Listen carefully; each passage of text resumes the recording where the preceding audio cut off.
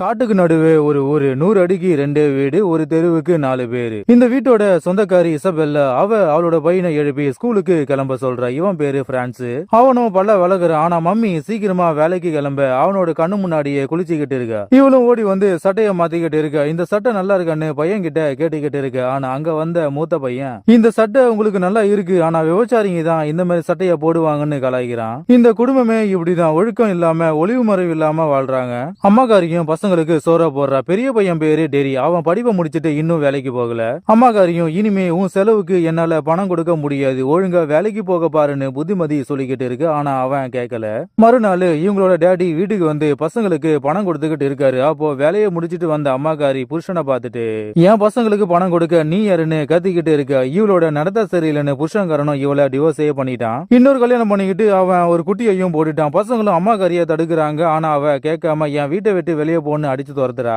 கடுப்பான டேடி, என் பசங்களை பார்க்க கூடாதுன்னு சொல்றதுக்கு உனக்கு எந்த உரிமையும் இல்ல, பசங்க முன்னாடி அசிங்கமா பேசதை நிறுத்திட்டு ஒழுக்கமா நடந்துக்கொண்டு வார்னிங் கொடுத்துட்டு போறான். அன்னைக்கு நைட்டு பெரிய பையன் சாப்பிடாம, நீங்களும் பணம் கொடுக்க மாட்டீங்க, டேடி பணம் கொடுத்தாலும் வாங்க கூடாதுன்னு சொல்றீங்களேன்னு கத்திக்கிட்டு இருக்கான். உடனே அம்மாக்காரி, இனிமே நீ வேலைக்கு போற வரைக்கும் நான் வேலைக்கு போக மாட்டேன், நான் வேலையை விட்டுட்டு சொந்தமா ஒரு கடையை ஆரம்பிக்க போறேன், அதனால இந்த வீட்டை விற்க போறேன்னு சொன்ன உடனே பசங்க 2 பேரும் மிரண்டு போயிட்டானுங்க. மறுநாள் அம்மாக்காரி யார் கூடயோ காரிலேயே மேட்டரை பண்ணிக்கிட்டு இருக்கா. இவன் ஒரு சமையல்காரன், அவன் பேரு ஜானு.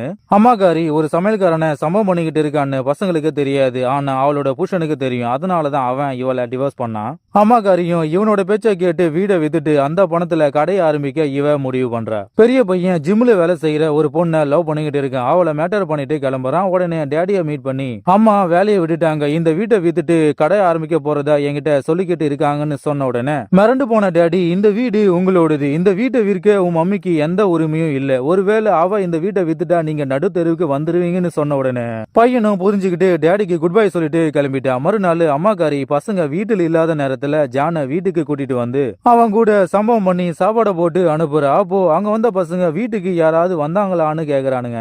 அம்மாக்காரியும் ஆமான்னு சொன்ன உடனே பசங்களும் புரிஞ்சுக்கிட்டு, நீங்க அவங்க கூட மேட்டர் பண்ணீங்களா, என்ன மாதிரி மேட்டர் பண்ணீங்கன்னு சொல்லி காட்டுவானுங்க. பார்த்தா இவனுக்கு 2 பேரும் செஞ்சே காட்டுறானுங்க. இதை பார்த்து அம்மாக்காரியும் கோச்சிக்கிட்டு ஓடி போயிட்டா. மறுநாள் அம்மாக்காரி ஒரு சேல்ஸ்மேனை வீட்டுக்கு கூட்டிட்டு வந்து சீக்கிரமா இந்த வீட்டை எனக்கு வித்து கொடுங்கன்னு கேட்டுக்கிட்டு இருக்கா. அங்க வந்த பெரிய பையன் இதை கேட்டுட்டான். இது எங்களோட பரம்பரை வீடு, இது நீங்க விற்க கூடாதுன்னு பையனும் வார்னிங் கொடுக்குறான். சேல்ஸ்மேனை முறைகிறான். அம்மாக்காரியும் சேல்ஸ்மேன் கிட்ட சாரி கேட்டுட்டு அடுத்த வாரம் வந்து இந்த வீட்டை பாருங்கன்னு சொன்ன உடனே அவனை குட் பை சொல்லிட்டு ஓடியே போயிட்டான். பெரிய பையனும் அம்மாக்காரிய மடக்கி, இந்த வீட்டை டேடி எங்களுக்காக கொடுத்திருக்காரு, இந்த வீட்டுக்கும் உங்களுக்கும் எந்த தொடருமே இல்ல, நீங்களே இங்க இருக்க நாங்க தான் காரணம்னு சொன்ன உடனே கடுப்பான அம்மாக்காரியும், உங்க 2 பேருக்கும் சமைச்சு போட, உங்க துணிமணியை துவைக்க நான் ஒன்னும் உங்க வேலைக்காரியோ அடிமையே இல்லன்னு கத்திட்டு போயிட்டா.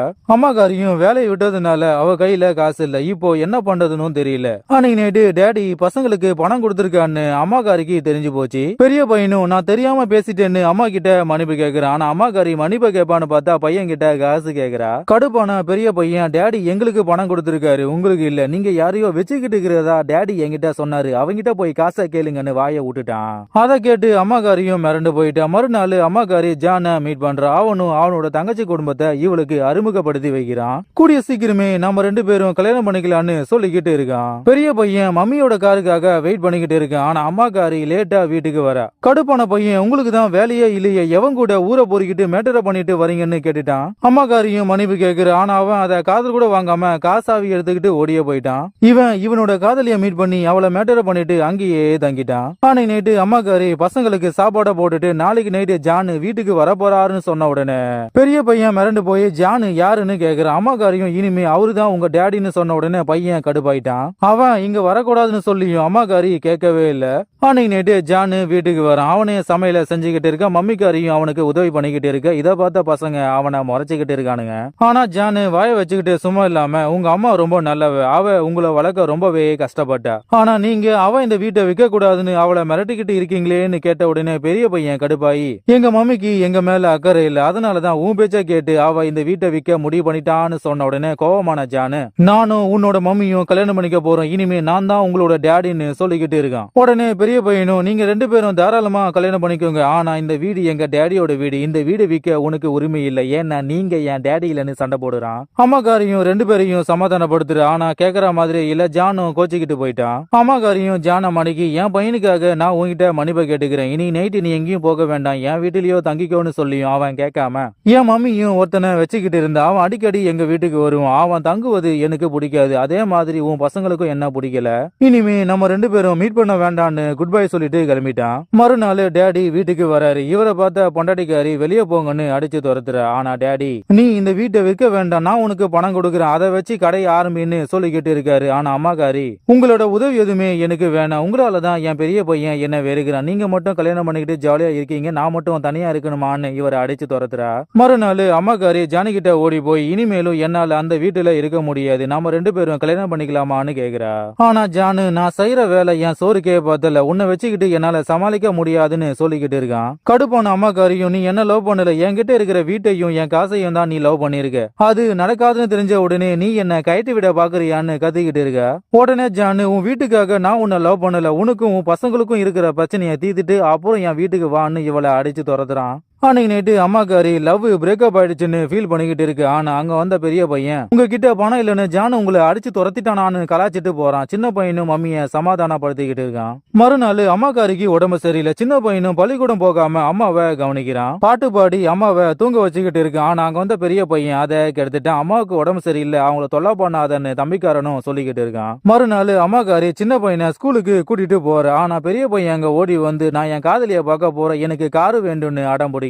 அம்மாக்காரியும் என்னால தர முடியாதுன்னு கத்திக்கிட்டு இருக்கு. ஆனா அவன் கேட்காம தம்பிக்காரனை வெளியே இழுத்து போடுறான். அவனும் இவனை அடிக்கிறான். மாறி மாறி சண்டை போடுறாங்க. அம்மாக்காரியும் சண்டைய நிறுத்துவான்னு பார்த்தா உங்க தொல்லையே வேண்டான்னு காரை எடுத்துக்கிட்டு போயிட்டா. பசங்களும் மறந்து போயிட்டானுங்க. எல்லா பிரச்சனையும் உன்னால தாண்டான்னு தம்பிக்காரனும் அண்ணன் கிட்ட கத்திக்கிட்டு இருக்கான். உடனே அம்மாக்காரி அவ புருஷனோட வீட்டுக்கு ஓடி போறா. அவனோட பொண்டாட்டியும் இவளை இன்வைட் பண்றா.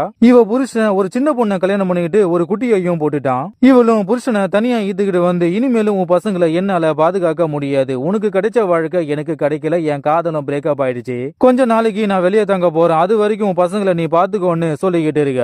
உடனே டேடியும் நான் உன்னை உண்மையா லவ் பண்ண, ஆனா நீ எனக்கு தெரியாம யாரையோ லவ் பண்ணி எனக்கு துரோகம் பண்ணிட்டு டிவோர்ஸையும் பண்ணிட்ட, நான் உனக்கு துரோகம் பண்ணதா என் பசங்களை நம்ப வச்ச, உன்னோட சந்தோஷத்துக்காக நான் எல்லாத்தையும் விட்டு கொடுத்த, இனிமே உன்னோட பேச்சை என்னால கேட்க முடியாது, நம்மளோட பசங்க வளர்ந்துட்டானுங்க, இனிமே அவனுங்களோட வாழ்க்கையை அவனுங்களே பாத்துப்பாங்கன்னு சொல்லிட்டு கிளம்பிட்டான். வீட்டுக்கு வந்த அம்மாக்காரியும் இனிமே இந்த வீட்டுல இருக்க கூடாதுன்னு முடிவு பண்ணி பொட்டி படிக்க பேக் பண்ணிக்கிட்டு கிளம்புறா.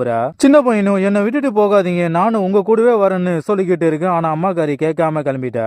வீட்டுக்கு வந்த அண்ணங்காரனும் அம்மா எங்கன்னு கேட்டுக்கிட்டே இருக்கான். தம்பிக்காரனும் அம்மா வீட்டை விட்டே போயிட்டாங்க, அவங்க எப்போ வருவாங்க எங்க போறாங்கன்னு என்கிட்ட சொல்லாம போயிட்டாங்கன்னு சொல்லிக்கிட்டு இருக்கான். இவனும் மிரண்டு போயிட்டான். இவங்களுக்கு சாப்பாடு செய்யவே தெரியாது. அதனால அண்ணங்காரன் அவனோட காதலிய வீட்டுக்கு கூட்டிட்டு வரான். அவளும் சமைக்கிறா. அண்ணனும் இவனோட காதலிய தம்பிக்கு அறிமுகப்படுத்தி வச்சுட்டு இனிமே இவ தான் உன்னோட அண்ணி, அவ இங்கதான் இருக்க போறான்னு சொல்லிக்கிட்டு இருக்கான். ஆனா தம்பிக்காரனுக்கு பொறாமையா இருக்கு. இவளுக்கு டாடி மம்மி இல்ல, உங்க மம்மி எப்ப வீட்டுக்கு வருவாங்கன்னு கேட்டுக்கிட்டு இருக்கா. உடனே அண்ணங்காரனும் எங்க மம்மி எப்ப வருவாங்கன்னு எனக்கு தெரியாது, ஆனா அவங்க வர வரைக்கும் நீ இங்கேயே தங்கிக்கலான்னு சொல்லிக்கிட்டு இருக்கான். அன்னைக்கு நேற்று இவன் இவள மேட்டரை பண்ணிக்கிட்டு இருக்கான். இந்த சவுண்ட தம்பிக்காரனும் கேட்டுக்கிட்டு இருக்கான். மறுநாள் தம்பிக்காரன் அன்னைக்கு சோறா போட்டுட்டு அவளை உஷார் பண்ண பாக்குறான். அவளும் நீ யாரையாச்சும் லவ் பண்றியான்னு கேக்குற. ஆனா அங்க வந்து அண்ணங்காரன் என் தம்பி ஒரு சோம்பேறி, அவன் ஒரு கேன்னு சொல்லி தம்பிக்காரனை அசிங்கப்படுத்துறான். ஆனா அண்ணன் தம்பி முன்னாடியே இவளை உனக்கு பிடிச்சிருக்கான்னு அவ மேல கைய வைக்கிறான். இவளும் இவனை தள்ளி விட்டுட்டு உன் தம்பி முன்னாடியே இப்படி பண்றியன்னு பொட்டி படிக்க பேக் பண்ணிக்கிட்டு அவ ஓடியே போயிட்டா. உடனே தம்பிக்காரன் எல்லா பொண்ணுங்களும் ஐட்டமா இருக்க மாட்டாங்கன்னு சொன்ன உடனே கடுப்பான அண்ணன் இவனை தள்ளி விட்டுட்டான். அவனும் கீழே விழுந்து மயங்கியே போயிட்டான்.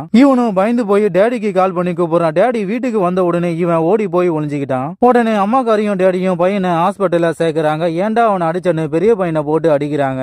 ஆனா அவன் எல்லா பிரச்சனையும் உன்னாலதான்னு மம்மியை அசிங்கமா திட்டிக்கிட்டு இருக்கான். உடனே டேடி எல்லா பிரச்சனையும் என்னாலதான்னு பையனை சமாதானப்படுத்திக்கிட்டு இருக்காரு. உடனே டேடி மம்மியும் நம்ம 2 பேரும் பிரியாம இருந்திருந்தா இந்த பிரச்சனையே வந்திருக்காதுன்னு ஃபீல் பண்ணிக்கிட்டு இருக்காங்க.